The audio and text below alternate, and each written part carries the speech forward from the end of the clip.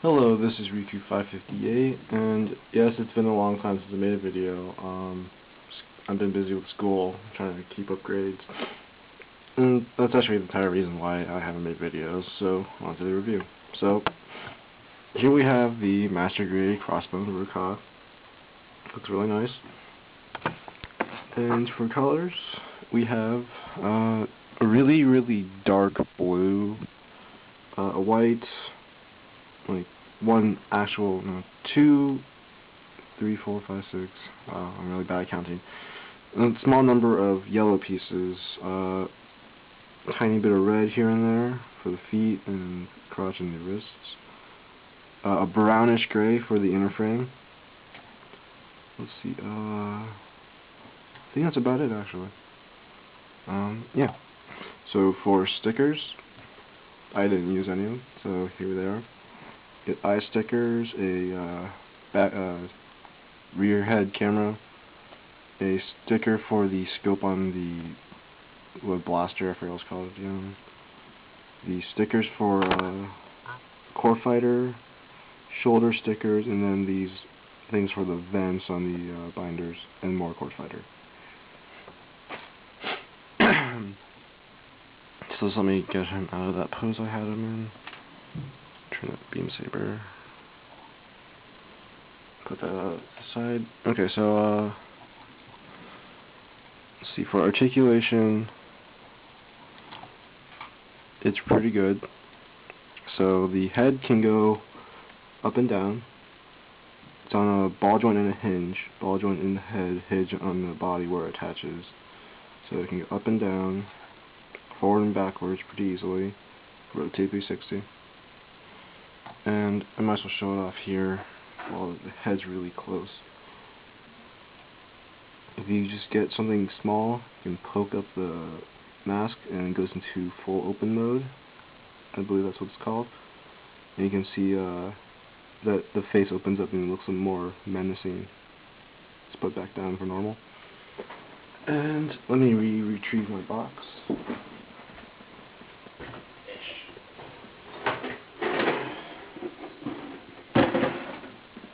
Alright. So, continuing with the articulation, cockpit hatch thing opens to reveal the core fighter cockpit. Shoulders can go this far forward and very little back. The shoulder armor is separate from the arm, so it can move separately from the arm. There's a hinge here, so it can go like this. And there's also a hinge around here for full open to go like that. And this. So that's about it.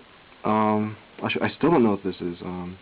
If someone who knows about the Crossbone manga, could someone tell me why the shoulders do this? Is it like a hidden feature of the inner frame or something? Is it just because it's like that? I don't know. So just put a comment down there about that. Anyways, these hatches do open up, or flaps. Yeah. The arms can go in and out of the body this far, and the shoulders let it go this far. The rotate below the shoulder, bends at the elbow at 2 points for almost 180 bend. It also rotates at the elbow because of this interesting elbow joint. And then the wrist is on a ball joint. It's a really tight one. So you can rotate and wiggle and go up and down a little. The fingers are on a other 3 finger split. And these aren't ball joints, they're more like hinges. And then this is a ball joint, so it can rotate and wiggle. Same with the thumb, can rotate and wiggle. Then you got this guy here, which is on a double hinge system. You can go like that to move to the front. Okay, let's get this binders out of the way. Pretty annoying. For the body's articulation, I believe there's a stomach joint. Yeah, there should be. It lets it move side to side, forward and back, and a little bit like that. And then there's a ball joint in this, connecting the waist to the torso, so you can go forward and back, side to side, and rotate about I'm pretty sure you can rotate 360, but armor panels will start falling off. I tried it. So moving on. The front skirts can go up and down because they're on a hinge/ball joint system. There's a hinge in the front skirt and the ball joint in the waist in the front, not here. So it can go like that. You can move it around so it can go farther out, like that. You can go off to the side really far, and that's it. The side skirts are on also ball joints, but they're not very easy to move. They can go up and down a little and rotate. Back skirts are on a similar ball joint system, only I don't think they have a hinge. So they can only go up and down a little, and off to the side a lot.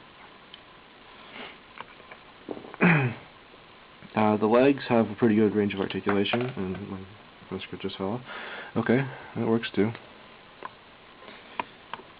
The legs can go forward this far, so you can do a pretty high kick. Backwards this far. It's also on like a rotating piston kind of thing. I don't know what they call it. So the legs can go in and out of the body as far as the skirt armor will let it. Since this is small, it makes it a lot easier. But it does fall off if you force it. Anyways, you can bend at 2 joints if it will let me. There we go. Almost a 180 bend. Probably like really close. Then there is only one ball joint for the foot, no ankle joint, unfortunately. So it can only go side to side, forward and back, and rotate some due to pistons. But it can go side to side pretty nicely, so for wide stances. These guys can move too, and that's about it. Oh, also the whole ankle armor can move.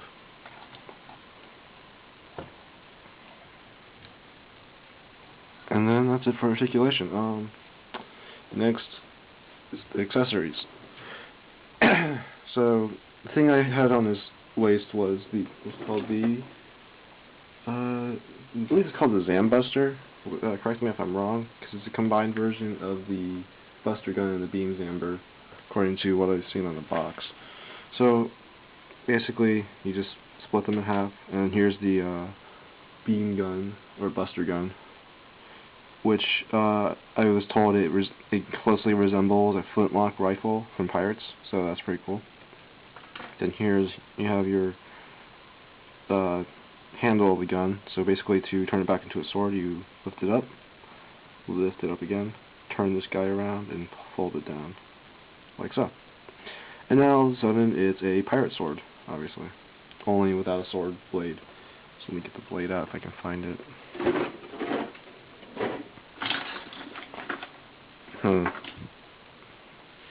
I can't find it. I'm gonna go cut out for a second. Okay, I found it, and here it is, the beam. So basically, what I'm going to do is plug it into the blade, or handle, and now you have an official pirate sword, only it's a beam sword. And it's pretty cool. So I painted it too. That was really random. Anyways, yes, I did paint it. This gray trim here is painted, so it looks more realistic to the pictures. I did a really bad job painting this, but it is painted. And then, continuing on with accessories, he does have 2 beam sabers, like I mentioned, I showed earlier at the beginning of the review. He has a white beam saber. I had to paint this tip, because that's how it is in the box. And he also has a hidden knife, which I also showed earlier. But to take it out, you just basically dig in your nail and pull it out, and like so. And it just pegs into part of the leg via a hole in the handle. So I'm just going to put it back in, because I already have one out. There you go, see? Nice and hidden. And here's the blade I already had out, so basically you just peg in a blade, and that's it. Simple as that. Which I think goes in this way. No, it goes in this way. Whatever. Anyways, this blade can also go into the foot. The bottom of the foot does have a little slot, so you just peg it in there any way you want. And due to this articulation, you can indeed pose him doing a high kick with a blade to your face kind of action here. It's just he's kind of loose right now. Okay, let's see. I've done this before. There we go. And here you go, see? He has really good balance too, so you can go, yeah, nice to your face. Kind of go. And just unpeg that and put him back onto the ground.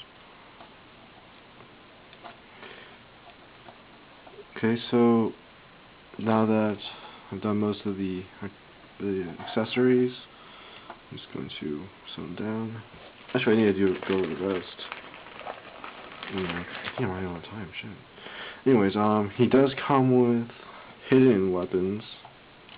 His front skirts and back skirts are all weapons, surprisingly enough. And I just ruined his front skirt. Good job, me. Come on.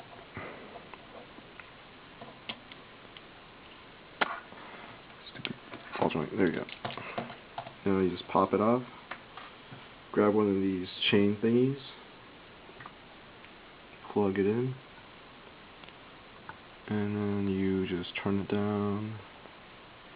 Flip these guys out, which I didn't mention the articulation since it didn't really matter at all.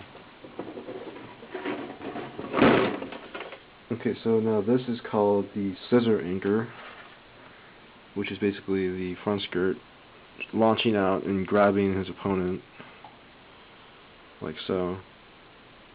It's pretty interesting. It's pure plastic here, so it doesn't like wobble or bend.